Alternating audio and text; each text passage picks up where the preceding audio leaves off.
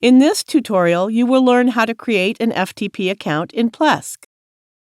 Log into your Plesk account. In the Websites and Domains interface, click on the appropriate domain you wish to use for an FTP account. Then click the FTP Access option.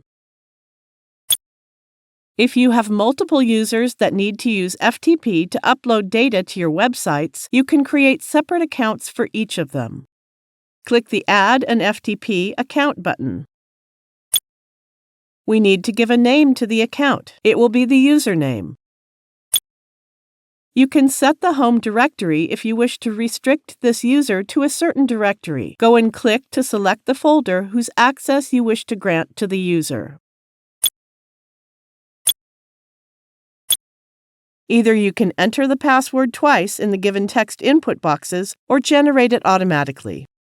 To generate the password automatically, click the Generate button.